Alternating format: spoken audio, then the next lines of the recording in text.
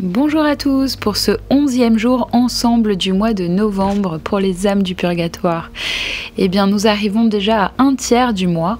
J'espère que ces 10 premières vidéos vous ont aidé à découvrir davantage sur les âmes du purgatoire, quelques prières, que vous avez mieux compris les indulgences partielles et plénières. Vous aviez posé pas mal de questions dessus.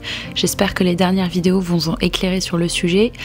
Que vous récitez tous les jours des petites prières indulgenciées, car ça serait trop dommage de passer à côté. C'est tellement rapide, ça prend quelques secondes et ça vous économise des centaines et des centaines de jours au purgatoire. N'oubliez pas, un jour on ne pourra plus les faire, alors allez-y dès maintenant. Et si vous n'avez pas eu l'occasion d'écouter les vidéos, eh bien vous pouvez toutes les retrouver sur YouTube, sur la chaîne. Pour ceux qui ne sont pas encore membres, inscrivez-vous sur le bouton en bas en rouge où il y a écrit inscrivez-vous pour pouvoir recevoir les vidéos directement. Et bien sûr, c'est gratuit. Pour ce 11e jour, ça va être une continuité sur la vidéo d'hier. Hier, nous avons vu les deux chemins qui conduisent au purgatoire et qu'il faut absolument éviter, en particulier les fautes mortelles et aussi les fautes vénielles. Aujourd'hui, nous allons voir d'autres moyens pour savoir comment nous pouvons éviter le purgatoire. Alors par exemple en pensant souvent au purgatoire, c'est le premier moyen.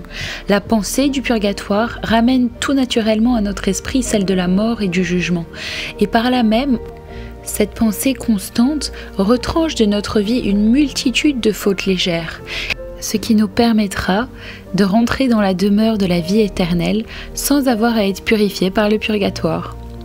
Le deuxième moyen pour éviter le purgatoire que nous allons voir aujourd'hui, c'est en priant souvent pour les âmes du purgatoire. Par exemple, en priant toutes ces prières indulgenciées, en demandant des messes, les 8 moyens que nous avons vus dans les premières vidéos, par la charité. Bref, vous avez déjà beaucoup de moyens dans les 10 premières vidéos et on va vous en donner encore plus dans la suite. Les pères et les docteurs de l'Église pensent que ceux qui s'intéressent vivement aux âmes du purgatoire échappent au purgatoire et n'y séjournent pas longtemps. Car, disent-ils, la marque la plus infaillible de prédestination est de sauver ces âmes, puisque Dieu a promis de nous faire le même bien que nous ferions aux autres. Bienheureux les miséricordieux, parce qu'ils obtiendront eux-mêmes miséricorde. Nous ne pouvons qu'espérer la reconnaissance des âmes que nous aurons délivrées. Pourraient-elles se montrer moins sensibles et moins charitables que nous? À l'heure de notre mort et de notre jugement, elles accourront et seront là comme des protecteurs, des témoins à décharge, pour faire pencher la balance du côté de la miséricorde.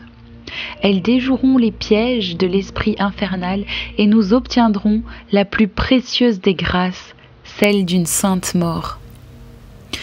Je ne me souviens pas, disait saint Augustin, d'avoir jamais lu que celui qui prie volontiers pour les trépassés ait eu une mort mauvaise ou douteuse.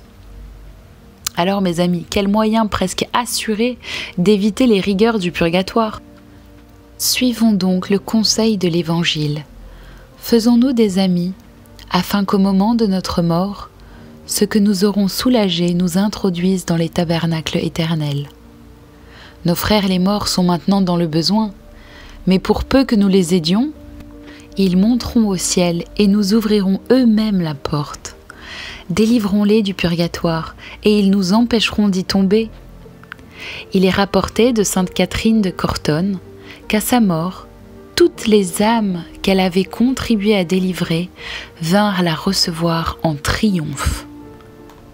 C'est à nous de jouer, chers amis. On a tous les moyens pour y arriver et pour avoir une multitude d'avocates au ciel qui nous attendent le jour de notre mort. Je vais vous partager un exemple maintenant. On raconte qu'une personne particulièrement amie des âmes du purgatoire avait consacré sa vie à les soulager.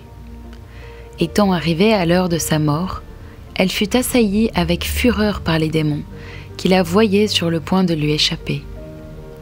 Il semblait que l'abîme tout entier ligué contre elle l'entoura de ses infernales cohortes.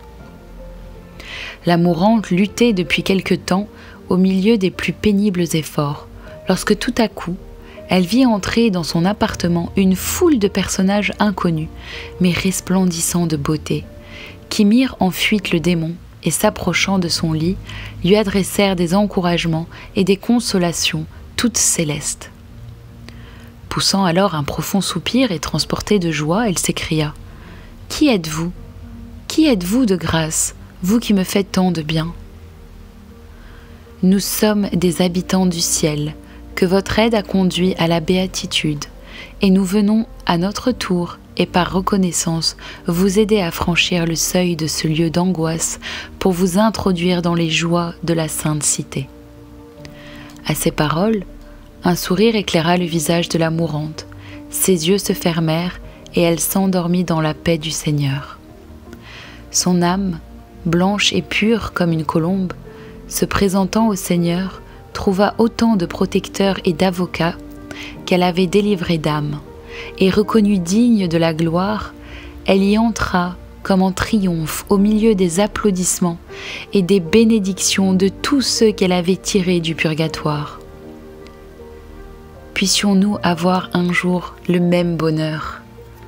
Au profit des âmes du purgatoire, il est aussi possible d'offrir une visite à l'église, un pèlerinage, l'usage de l'eau bénite, des messes, des neuvaines, des prières, des sacrifices, des actes d'amour, des humiliations, des jeûnes.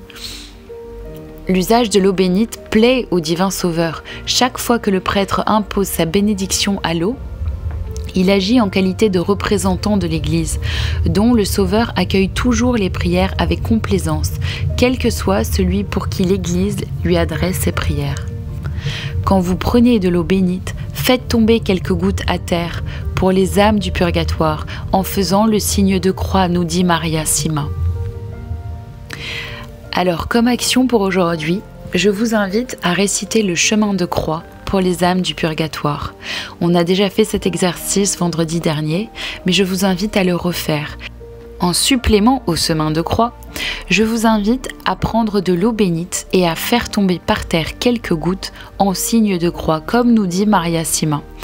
Et si vous ne pouvez pas, si vous n'en avez pas chez vous aujourd'hui, alors vous pourrez le faire dimanche. Mais n'oubliez pas, parce que c'est l'action d'aujourd'hui. Et ça me démange les amis, vous allez avoir une troisième action aujourd'hui, mais rassurez-vous, elle est très simple. Récitez autant de fois que possible aujourd'hui, ô mon Jésus, miséricorde. Voilà, aussi simple que ça. Ô mon Jésus, miséricorde. En pensant aux âmes du purgatoire. Ça leur évite 100 jours de purgatoire à chaque fois que vous la récitez. Ça vaut pas le coup quand même. Vous pouvez la réciter 10 fois, 100 fois, 1000 fois, dans la rue, à vélo, dans la voiture, chez vous. Ô mon Jésus, miséricorde, et dans votre tête pour les âmes du purgatoire. Ô mon Jésus, miséricorde. Faites-vous des avocats au ciel, les amis. Vous en aurez besoin un jour. Voilà. Et nous allons terminer par une prière que je vous invite à réciter avec moi. Au nom du Père, et du Fils, et du Saint-Esprit. Amen.